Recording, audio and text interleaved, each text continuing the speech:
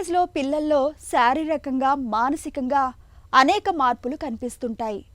ఈ వయసులోనే కొంతమంది పిల్లల్లో ప్రవర్తనాపరమైన కొన్ని లోపాలు కూడా మొగ్గతొడుగుతుంటాయి. తోటి పిల్లల్ని ఏడిపించడం ఈ కోవలోకే వస్తుంది. పదే పదే మాటలతో వేధిస్తుంటారు. శరీరాకృతి గురించి, వేసుకున్న దుస్తుల గురించి, చదువులో వెనుకబాటు గురించి అవమానిస్తుంటారు. ఎదుటివారి ముందు వెక్కిరిస్తుంటారు. ఈ రకమైన ప్రవర్తనను బుల్లీయింగ్గా పిలుస్తారు నిపుణులు.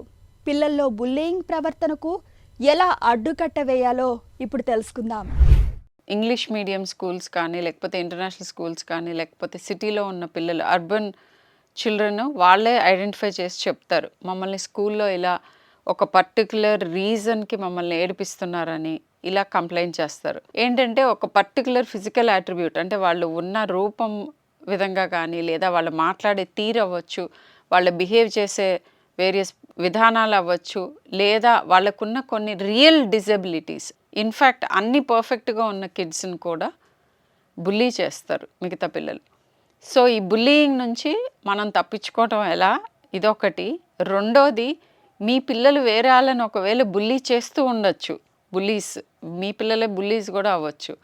సో ఇలా ఇటు కానీ అటు కానీ అవ్వకుండా ఎలా కాపాడుకోవాలి పిల్లల్ని? ఫస్ట్ థింగ్, బుల్లీయింగ్ నుంచి ఎలా కాపాడాలి? సో పిల్లలతో అగైన్ టీనేజర్స్ కానీ పిల్లల్లో చాలా వరకు అన్ని సమస్యలు, ద మోస్ట్ ఇంపార్టెంట్, అన్నిటికంటే కీలకమైంది ఈ రోజుల్లో ఆల్మోస్ట్ చాలా హౌస్ హోల్డ్స్లో లేనిది ఏమిటంటే అది కమ్యూనికేషన్. టైం స్పెండ్ చేయాలి మీ పిల్లలతో.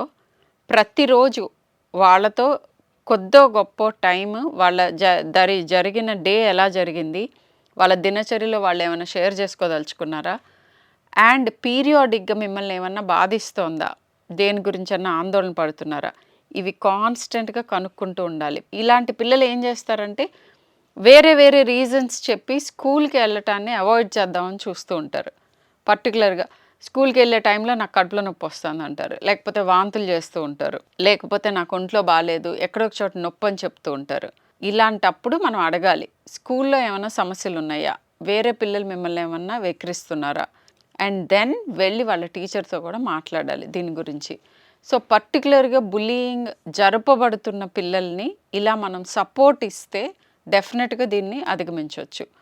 అండ్ ఒకవేళ బుల్లీ చేస్తున్న పిల్లలు అసలు ఎందుకు బుల్లీ చేస్తారు, వీళ్ళకి చాలాసార్లు గమనించింది ఏంటంటే వీళ్ళు కొద్దిగా వీళ్ళ ఫ్యామిలీ బ్యాక్గ్రౌండ్స్ లేదా వీళ్ళ బ్యాక్గ్రౌండ్లో వీళ్ళు కూడా ఏదో ఇంకొక సమస్య ఫేస్ చేస్తూ దానికి అవుట్లెట్ కింద బుల్లీయింగ్ చేస్తూ ఉంటారు.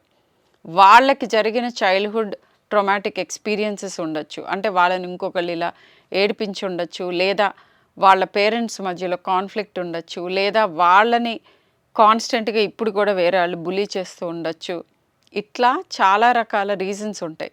సో ఆ బుల్లీ చేస్తున్న పిల్లలకి కూడా సైకలాజికల్ కౌన్సిలింగ్ అవసరం. అండ్ వాళ్ళకి అసలు ఎందుకు జరుగుతోంది అనే దాంట్లోకి వెళితే బుల్లీస్ని కూడా మనం రిఫార్మ్ చేయొచ్చు.